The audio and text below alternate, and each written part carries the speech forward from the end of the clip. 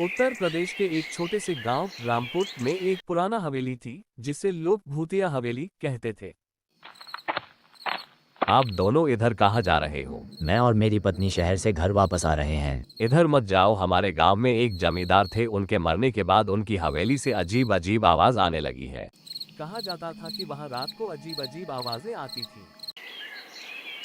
गांव के बुजुर्गों का कहना था कि सालों पहले वहां एक अमीर जमींदार रघुनाथ बाबू रहते थे। जमींदार बाबू के हवेली के बारे में कुछ सुना है। वे बहुत ही क्रूर इंसान थे और अपने नौकरों पर अत्याचार करते थे। एक दिन उनके ही नौकरों ने उनसे बदला लेने के लिए उन्हें उस हवेली में बंद कर दिया। बचाओ बचाओ, मुझे कोई आकर बचाओ। जमींदार ने बहुत मदद के लिए चीख पुकार की, लेकिन किसी ने उनकी बात नहीं सुनी। अंत में वह भूख प्यास से तड़प तड़प कर मर गए।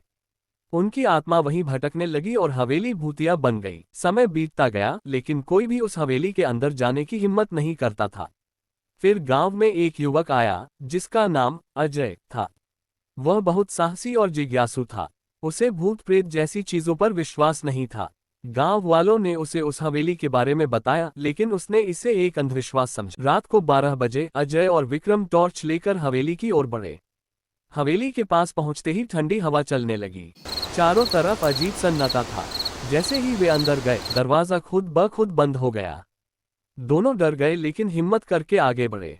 अचानक एक कमरे से किसी के रोने की आवाज आई। जब उन्होंने कमरे का दरवाजा खोला तो देखा कि एक कुर्सी अपने आप हिल रही थी। तभी एक तेज हवा का झोंका आया और उनके सामने एक सफेद छाया प्रकट हुई। वह छाया भूत ने रोते हुए अपनी पूरी कहानी सुनाई और कहा कि जब तक उसे न्याय नहीं मिलेगा वह मुक्त नहीं होगा। अजय और विक्रम को उस पर दया आ गई। अगले दिन पूरे गांव ने मिलकर एक बड़ा हवन किया। जैसे ही अनुष्ठान पूरा हुआ, हवेली में तेज रोशनी हुई और जमींदार की आत्मा मुक्त हो गई। हवेली की अजीब घटनाएं हमेशा के लिए बंद हो गईं।